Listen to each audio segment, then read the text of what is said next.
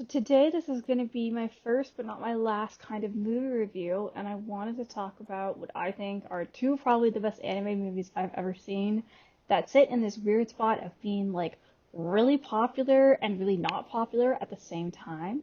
I also apologize in advance if I mess up any of the names because that will probably happen.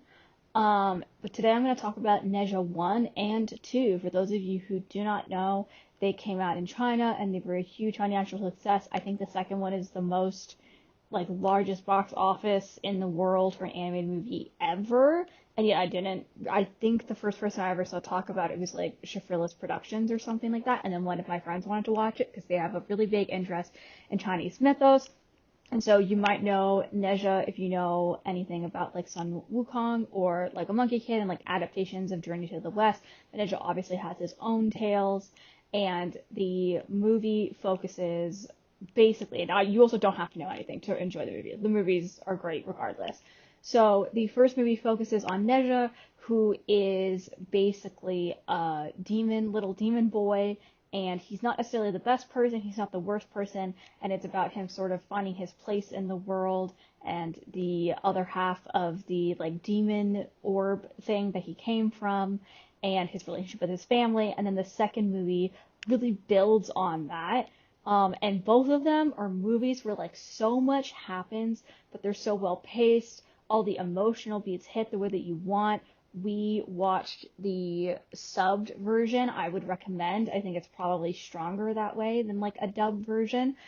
But the movies are amazing in terms of their themes of like growing up and what do we owe to our parents, what do our parents owe to us, that kind of thing, as well as like, are we like chained to a destiny? What does that mean? How can friendship like transform our lives and that sort of thing?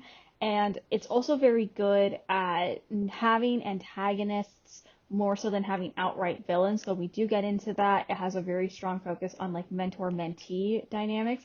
One of the things that also really impressed me was like I remember watching the first movie and I had heard the second one was even better. So I'm watching this first movie thinking, okay, like the first movie is probably going to be cute, but it was really good. Like it was an easy like 10 out of 10 as is in terms of everything you would kind of want from the movie. And then I remember sitting there and thinking, how is the second one going to be better? Because I feel like oftentimes it's common for a sequel to be preferred by fans, but that's like having a subjective preference doesn't always mean that it's like more objectively the better movie, you know? I could see somebody having like A New Hope from Star Wars as their favorite Star Wars movie, and they would probably acknowledge maybe that Empire is like better. I don't know if it is. I keep needing to rewatch Star Wars honestly, but most people would agree, regardless of their preferences, that Empire Strikes Back is probably the best of the original trilogy, right? So I was low-key like, how is the second NezHa movie, that's the most successful movie there's ever been for an animated film, like, how is that going to be better? And then it was. Like, it just was. If you love complexity, if you love characters being developed in really interesting ways, if you love kind of like sticky consequences and like characters being torn between like friends and family and still caring about each other, but like, what are we good to, I've always really loved stories where the conflict is not so much can I love you? Or do I love you, I should say. Like a will they, won't they, platonically, romantically, whatever, but it's more of a like, how can I love you? You've done something terrible to me, or our needs are very opposed to each other, but like, so how can we love each other and overcome that? And I think both movies do a really good job, especially the second one, of answering and wrestling with that conflict, so that's fun. I will also say in terms of animation alone, I think, even if the story wasn't good, I would still probably recommend the movies because the animation is so good. Uh, and probably two of the most beautifully animated films I've ever seen. The colors, the shot composition, the action.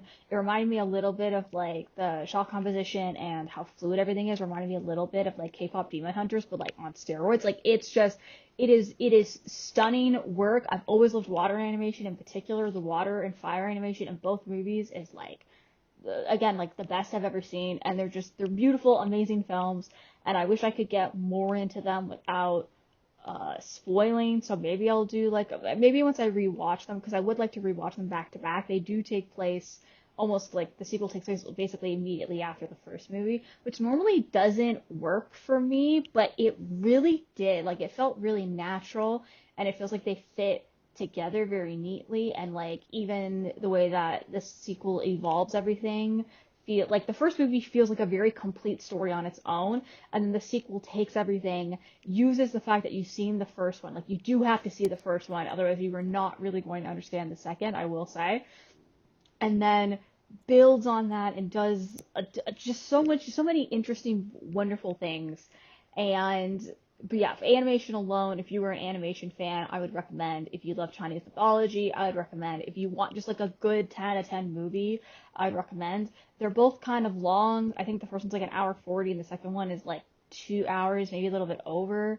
I'm forgetting, but they don't feel long. I think that's why. It's like you're never like, oh, we could cut this, or oh, this scene's a little long, or this scene's a little short. They're always like exactly what they need to be, and so that's a lot of fun.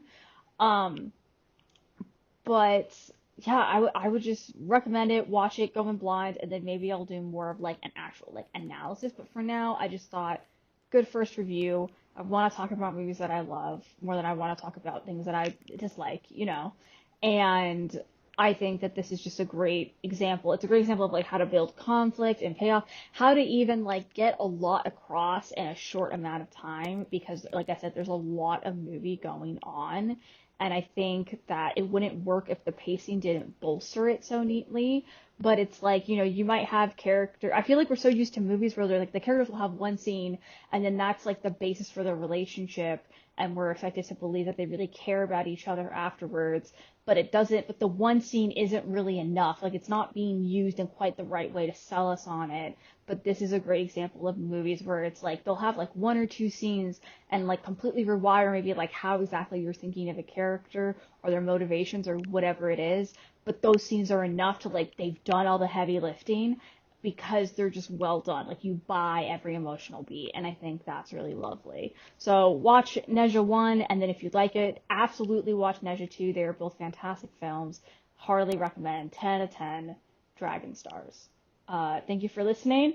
Let me know what you think of the movie, or if you think there's any movies that I should check out as well. Leave them in the comments below, and stay curious.